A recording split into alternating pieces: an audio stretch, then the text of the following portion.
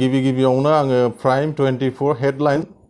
रादाब बुथुमगिरि आरो नायगिरिफोरनिसिम आंनि गोसो गोरबोनिफ्राय खुलुमहरग्रोबाय। बे मेडियानि गेजेरजों जोङो मोनसे बेखौनो फोरमायनो सानदों, गगामुग आन्चलिक joint action committee for Bodoland मुभमेन्टआ more than 34 years एक्स NDFB-आ मोनसे सोमावसारबोबाय। बे सोमावसारनायजों लोगोसेनो जोङो दा BKWSCफोरखौबो लोगोआव लाबोफाबाय आउट अफ BTEDनि थाखाय। बाहाय जोंनि गेजेरनिफ्राय सोद्रोमा मोनैया मोनसे दुखुनांथाव खोथा। बेखौ जोङो बे मेडियानि गेजेरजोंनो मोनसे दुखु फोरमायदों। जोंनि गेजेरावबो गोरों गोरा सुबुङा दङ, बहुद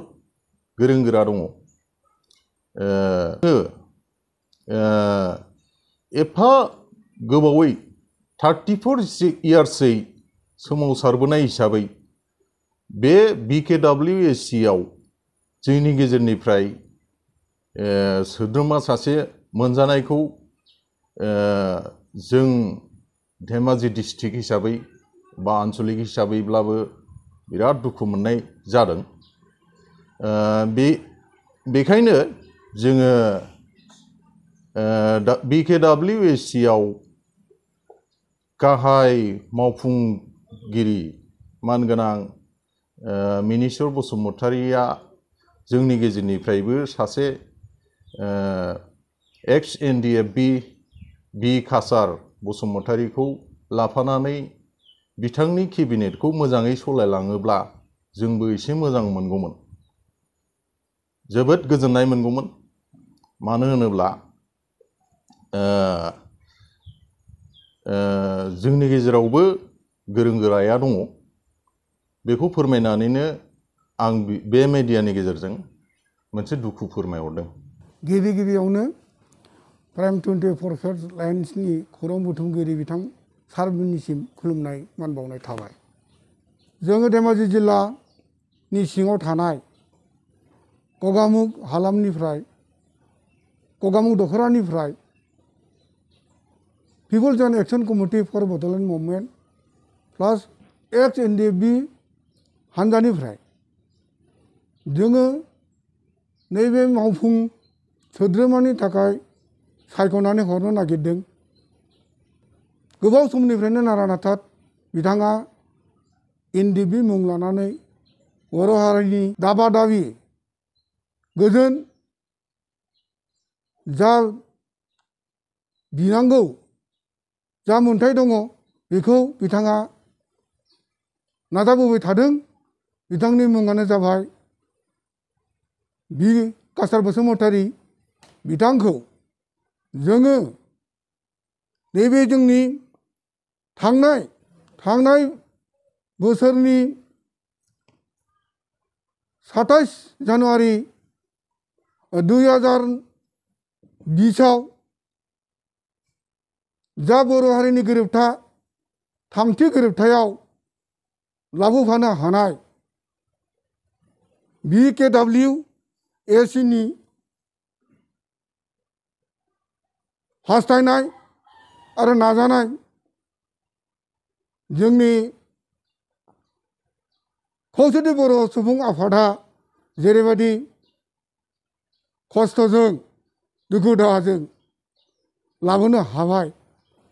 रोजा रोजा साबायखर बावनाय थाखाबाय। जोङो खोनानो मोननाय बायदियै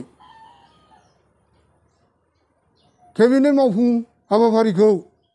मावफुं सोद्रोमाफोरखौ सायख'नाय जाबाय होननानै खोनानो मोनदों। बिनि उनावहाय आरोबाव जेनेरेल मावफुं सोद्रोमा दंबावो होनना खोनानो मोनदों। बे जेनेरेल मावफुं बिबानखौ जोंनि हास्थायनाय बायदियै जों लुबैनायाव बि कासार बसुमतारि बिथां सारखौनो जोङो बे बिबानखौ मोनजानो लुबैदों आरो जोङो गाहाय मावफुं VK WSC नि मानगोनां मिनिस्टार सार बिथां बसुमतारीखौनो गुरै रावै खावलायहरनाय थाबाय बिथांखौनो जोङो बे जेनेरेल मेम्बारखौ मोनथों आरो होथों होननानै गुरै रावै आं खावलायहरनाय थाबाय आंनि मुङानो जाबाय लंकेश्वर बसुमतारी आङो धेमाजि जिल्लानि people joint action committee for Bodoland मुभमेन्टनि बोसोनगिरि बिबानाव दंथ'यो जोंनि बे बिबानखौ दिनैसिम सालायगासिनो दङ आंखौ बे बिबाननिफ्राय एंग्लाय होथ'वाखै गोजोननाय थाबाय बुंनो खोथाथ' गोबांथार दङ थेवबो गिबि गिबियाव आं नोंथांमोनखौ दा हामबाय होनना बुङो मानो होनबा बे नोंथांमोना जे बे जायगायाव हाग्रामा फैनानै जे बेखौ खौरांखौ बुथुमफैदों बिनि थाखाय नोंथांमोनखौ हामबाय होननानै बुङो आरो गोजोननाय थाबाय आरो बेबायदिनो जे पिपल एक्सन जयेन्ट जिथु कमिटि बे कमिटिया जे जिथुनाखि NDP दाजेननाय बे दाजेननायनि उननिफ्रायनो बे जयेन्ट कमिटि दंमोन बेनिफ्राय बे पिपल जयेन्ट एक्सन कमिटिया जे बर' हारिनि गेजेराव जे दुंहाव बार बारबाय थादोंमोन बे दुंहाव बारखौ माने होबथानो थाखाय बे पिपल जयेन्ट एक्सन कमिटिया जे बेवहाय माने दाफुंसारनाय जादों आरो बेवहाय गासैबो रायजोफोरखौ लानानै रायजोफोरनि थासारिफोरखौ गुदुं बार बारनायखौ होबथानो थाखाय बे जयेन्ट कमिटिया माने नांफाबोदोंमोन खिन्थु दा जों नुनो मोनबाय जेरैखि बर'नि सुक्ति बे सुक्तिफ्रा जानानै थांबाय माबा माबि काउन्सिल जानानै थांबाय खिन्थु बे जासेयावबो दासिमबो जोंनि बे पिपल जयेन्ट एक्सन कमिटि आरो नङाबा प्लास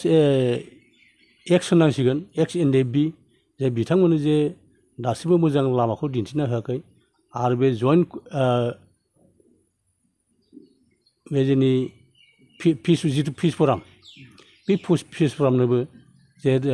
जेबो माने फात्ता होयैफोरबायदि माने बिदि बिथांमोनहा माने लांगासिनो दङ दा जों लुबैयो जे जोंनि जे पिपल जयेन्ट एक्सन कमिटिनिफ्राय आरो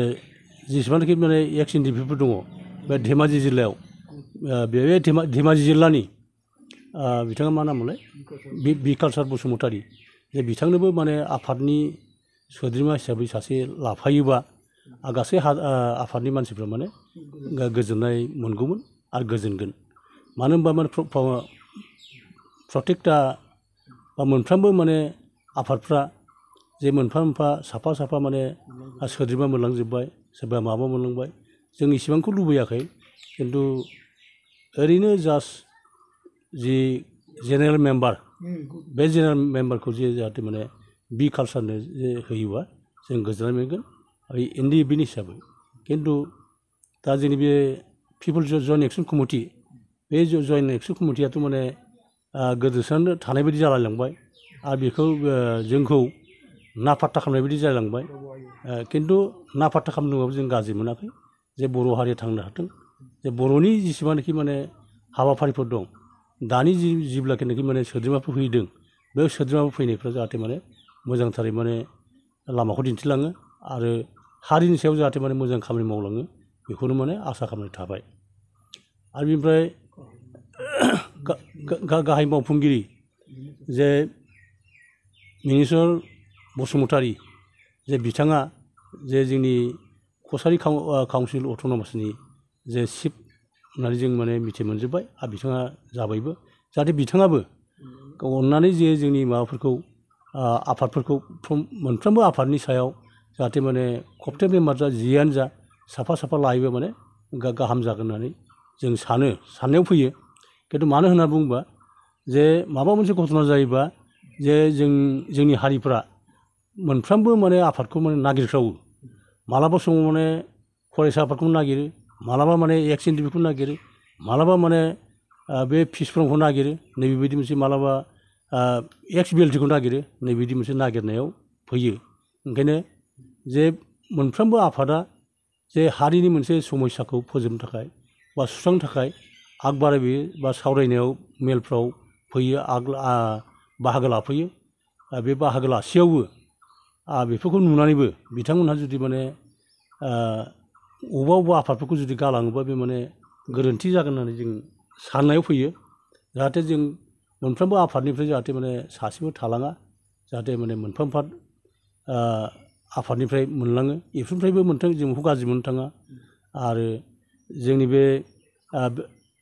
जिथुखि सारेन्डार NDFB बिनिफ्रायबो माने सोरबा सासे मोनथों जों बेखौ गाज्रि मोनथार जों मोजांसो मोनगोन आरो बिनिफ्राय बुंबावनो थाङोबा सोरबा माने BLT निफ्राय होन बा पिपल्स जयेन्ट इलेक्सन कमिटि बिनिफ्राय होन बिनिफ्रायबो जुदि सासे होबावनो हायोबा जों आरो साबसिनसो मोनबावगोन थारमाने जों इसेबांखौ लुबैयाखै थेवबो जे जोंजों लोगोसे माने किसुमान वमेनफोर दंफायोमोन बिथांमोनाबो हेफाजाब होदोंमोन जों जि जायगायाव माने बबेबा मिटिं खुंदों बबेबा माबा मोनसे जाथाय जानायफोर जों माने रायलायनो थांदों आलासना खालामनो थांदों बे समाव बिथांमोनहाबो जोंजोंबो हेफाजाब होदों आरो जोंबो बिथांमोनखौ हेफाजाब होदों रायलायनायफ्राव बेबायदिनो जों सहाय खालामलायदोंमोन जाहाथे माने बेवहाय अबेबा वमेनफोरनिफ्रायबो सासेसो जायगा दङबा लाफानाया जोबोद गाहाम होननानै जों माने सानो जाहाथे माने मोनफ्रोमबो आफादाव जाहाथे माने माबा माबि बुंलायनाय हेंथा होलायनाय बेफोर जाहाथे माने सोमजिया जाहाथे बे हेंथाफ्रा माने लासैनो गोमोरलाङो बे गोमोरलांनायखौसो जों माने आसा खालामनानै थायो आरो